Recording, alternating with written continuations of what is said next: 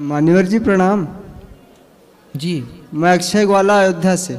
जी sir मेरा प्रश्न है कि हमारे जो कुल गुरु माने जाते हैं मुरली वाले, मैं ग्वाला ही हूँ और प्रभु जी को जो 16,108 स्त्रियों का दाम्पत्य जीवन या पति या उनकी 16,108 पत्नियां कही जाती हैं, इस शब्दांश का तात्पर्य आज से प्रभु जी जानना चाहता हूँ आपकी मुखारबिंद से। क्या जानना है कि 16,108 पत्नियां क्यों थीं? ना आश्रय क्या है, तात्पर्य क्या है कहने का प्रभु को कि 16,108 स्त्रियां थी प्रभु मुरली वाले के, तो इसका आश्रय क्या है, तात्पर्य क्या है सर, आश्रय क्या है? तात्पर्य ये है, कहने का तात्पर्य यह है कि भगवान की 16,108 16,000 वेद की ऋचाएँ हैं। वेद के मंत्र 16,000 ऋचाएँ, 108 उपनिषद, 16,108 मार्ग हैं ईश्वर तक पहुंचने के। ये सब वेद की ऋचाएँ हैं, पहला।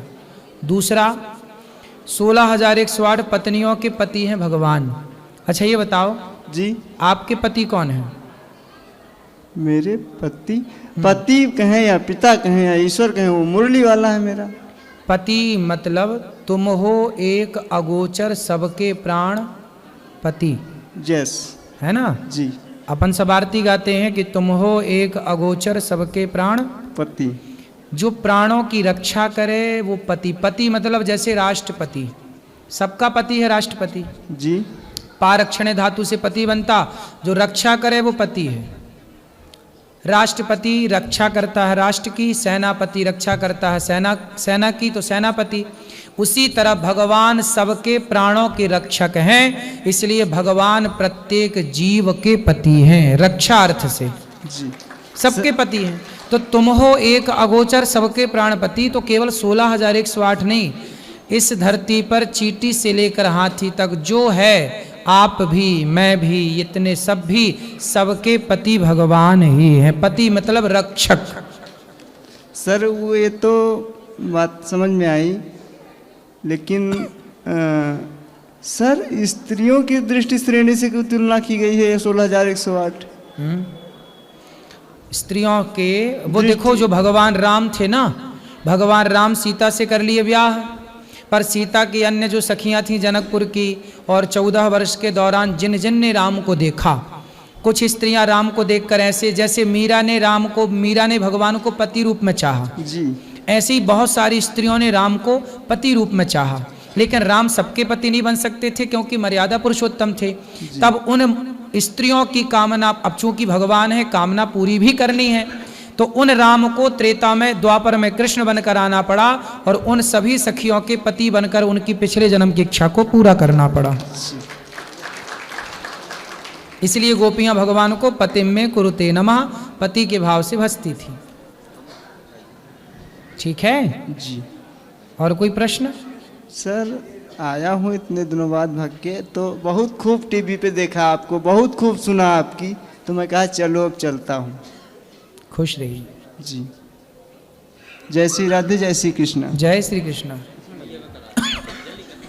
और किसका प्रश्न है?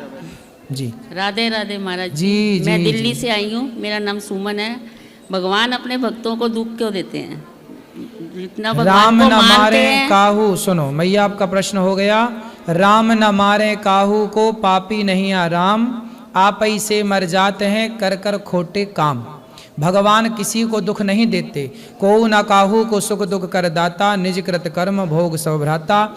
हर व्यक्ति अपने अच्छे बुरे कर्मों का फल भोगता है। आप बुरा करेंगे तो आपके साथ बुरा होगा, जब आपके साथ बुरा होगा तो आपको लगेगा यार भगवान दुख दे रहे हैं। भगवान दुख नहीं दे रहे हैं, आपने जो किया था गलत काम। जैसे भीष्म पितामह ने एक सांप को कांटे के ढेर में फेंक दिया था कुछ जन्म पहले, तो कांटे चुभ गए ढेर सारे, कांटा चुभने से सांप मर गया। तो जैसे पितामह के द्वारा सांप को कांटों की सैया दी गई, तो पितामह भीष्म को भी बाणों की सैया पर लेट करके वो सांप को जो कांटों में सुलाया था उसका बदला इस जन्म में पूरा हुआ। तो कोई दुख भगवान थोड़ी दे रहे हैं किसी ये को। पिछले जन्मों का कर्म है। हाँ, अब सीधा अपन लोग क्या करते हैं, मुंह उठाए और सीधा भगवान को कह दिया कि भगवान ने दुख दे दिया। हम ये नहीं देखते कि हमारे अपने कर्म क्या थे, हमने कहाँ गलत काम किए। अच्छा ये बताओ, भगवान से आपकी कोई मैया दुश्मनी है? भगवान आपको दुख क्यों देंगे ये बताओ?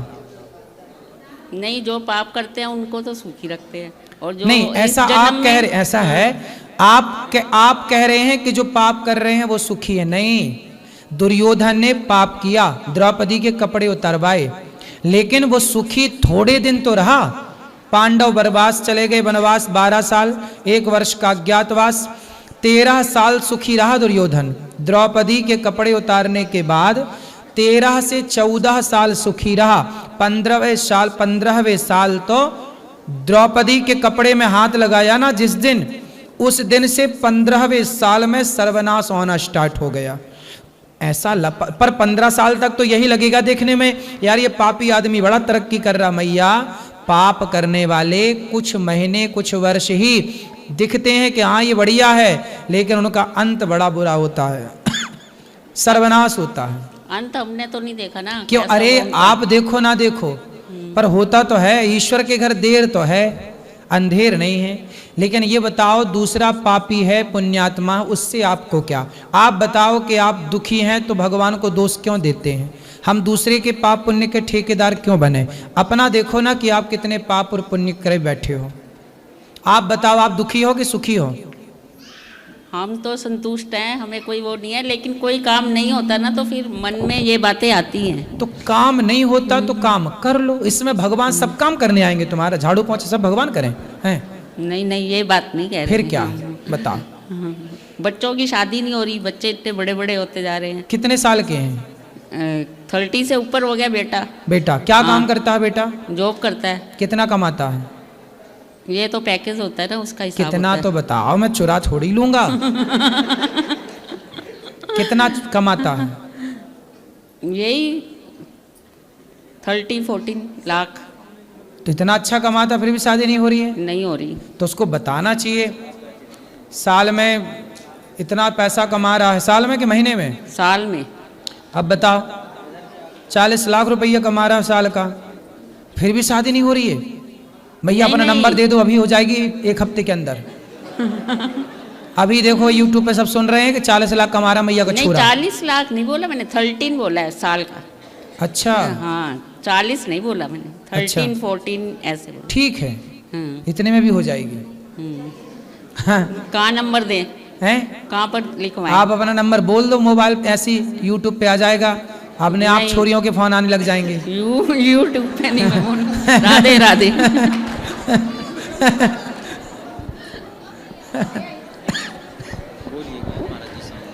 हो जाएगी मैया शादी, चिंता ना करो।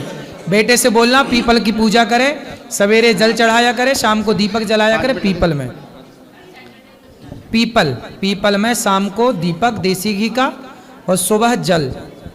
1 महीने तक कंटिन्यू करने से विवाह के योग बन जाएंगे। 1 साल के अंदर ही हो जाएगी विवाह शादी।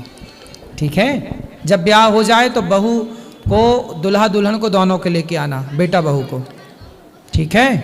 खुश रहिए।